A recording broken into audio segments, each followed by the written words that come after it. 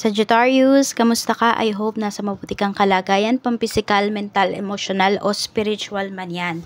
Ang video po natin na ito ay para sa'yo and I hope makaresonate ka. Kung hindi naman, try mong panoorin yung iyong other signs. At kung di ka pa nakasubscribe dito sa ating channel, please subscribe and hit the bell button para lagi kang updated every time na meron tayong uploads. Kung nais mo namang mag-avail ng ating private readings, ng ating rituals, ng ating Tiors bracelet, Tiors EEA necklace, Tiors Afero manifesto, magmensahe ka lamang dyan sa nakapin dyan sa ating comment section. Nandyan yung link ng aking Facebook page.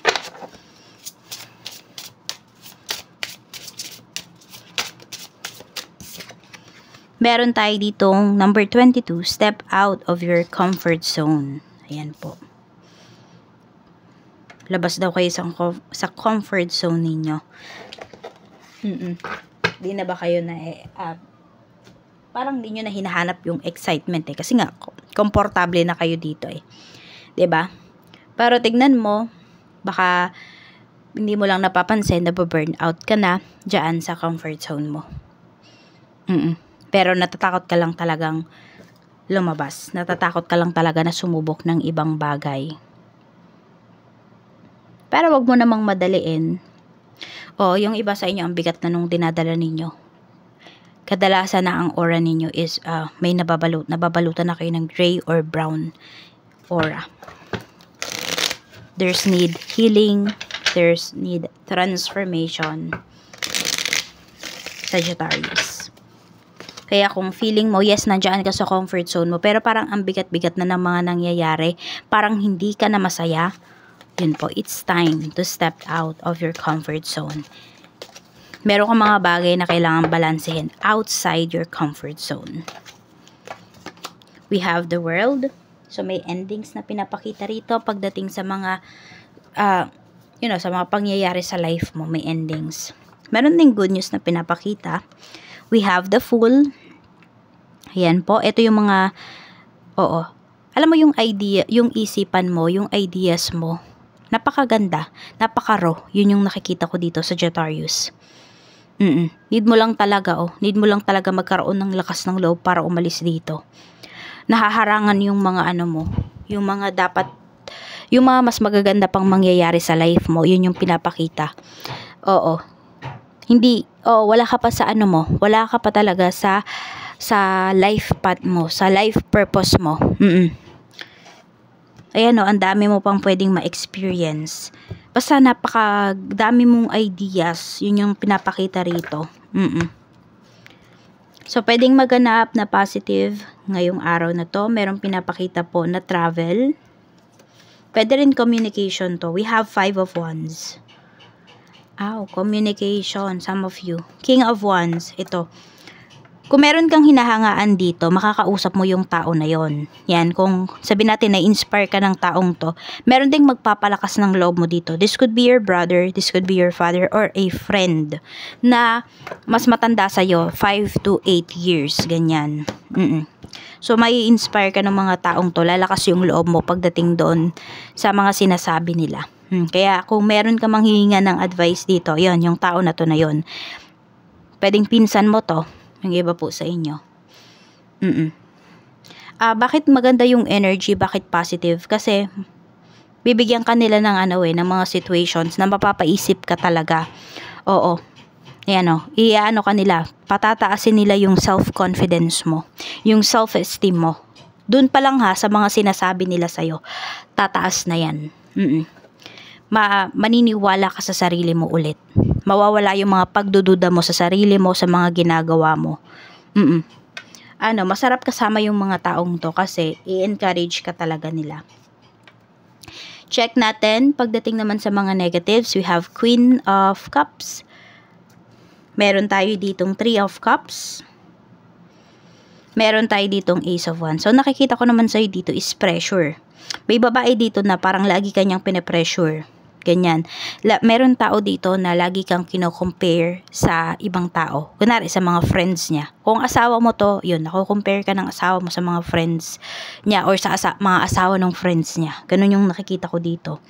Meron din, kung nanay mo naman to, kino-compare ka niya, pwedeng sa mga kapatid mo, sa mga anak ng sa mga anak ng kaibigan niya, ganun. So, may pressure dito. Okay, may tao dito na lagi kang kino-compare towards other people. Akala niya, 'di ba? 'Yun.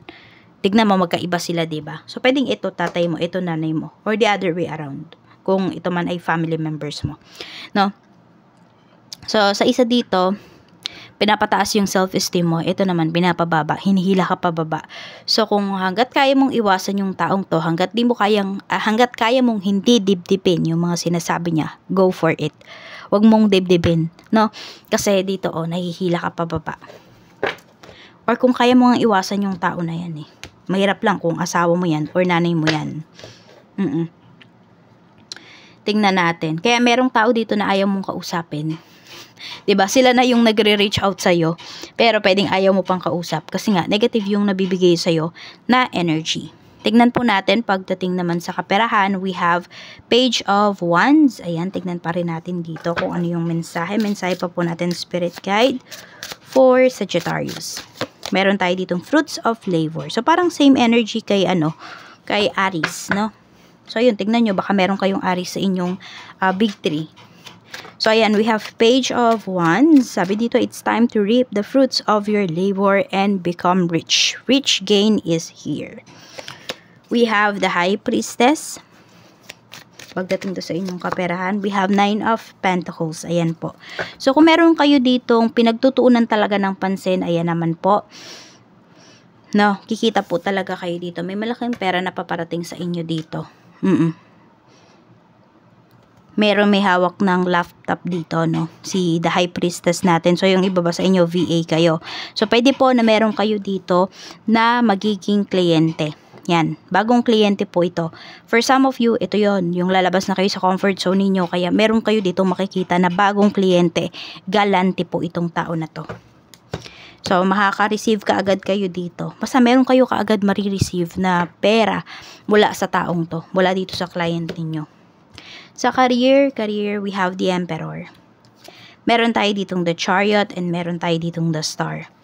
So, may healing na paparating dito pagdating sa iyong career. Ayan po.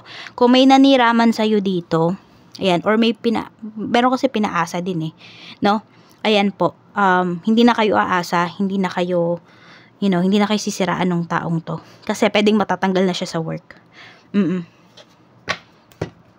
Kung meron naman kayong pinupurso dito na bagong trabaho, pinapakita naman po na makukuha nyo talaga to. Ayan 6 of Cups. Ito, marami sa inyo, Sagittarius, could be this is your life purpose.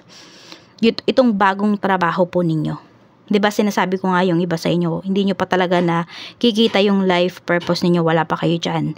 Hindi nyo pa sinasabuhay. For some of you, ito pwedeng 6 months to 12 months na kayo dyan sa trabaho. Ito, sa bagong trabaho ninyo na to.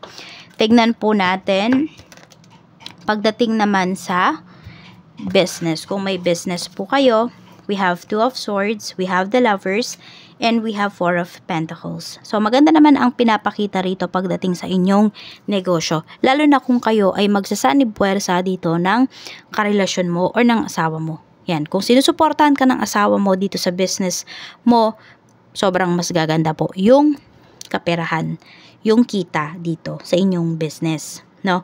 Kung hindi ka naman niya sinusuportahan, ayun lang. We have King of Cups. Malaki po talaga yung magiging contribution niya dito sa pagsuporta niya pa lang sa'yo Lalo na kung tumutulong pa yan sa'yo. Mas magiging maganda, mas magiging stable po yung inyong negosyo. Ganito, siguro kung meron kang negosyo, tas tanungin mo siya, ano ba yung gusto niyang negosyo? Isama mo dun sa negosyo mo. Pwedeng ganun. Oo, pwedeng gawin mo yon Sagittarius. Pero depende pa rin yan sa kung ano ba yung negosyo na gusto niya. Baka naman kasi mamaya, yung negosyo na gusto mo, o yung negosyo na meron ka na ngayon, hindi pwedeng samahan ng negosyo na gusto niya. Sabihin natin, yung sa kanya, pets. Tapos yung sa'yo, foods. O diba, medyo mahihirapan. Hindi pwede. Kaya pag-usapan nyo po talaga. Pero, tanungin mo siya kung ano yung gusto niya. Oo. Na kung magne-negosyo siya, ano yun. Sa health naman, kamusta? We have Ace of Pentacles, so don't forget your medicines. Ngayong araw na to, kung meron kayong maintenance, meron tayo ditong Six of Swords. Ay, iba naman sa inyo, wag lang daw po kayong magpa-dehydrate, ano. So, stay hydrated. Yan po ang sinasabi sa inyo. Tapos, mag-stock kayo sa bahay ng yung mga ganyan, yung mga, para hindi kayo ma-dehydrate nga. Kunwari, yung mga Pocari Sweat, Gatorade, yung mga ganun, Pedialyte, pangbata, yung mga ganyan. Mag-stock kayo sa bahay. Ilang piraso lang naman. Spirit message naman para sa'yo. So, ayun, baka meron dito, balik-balik kayo sa CR. Pwedeng, po yan, because of water na ininom ninyo.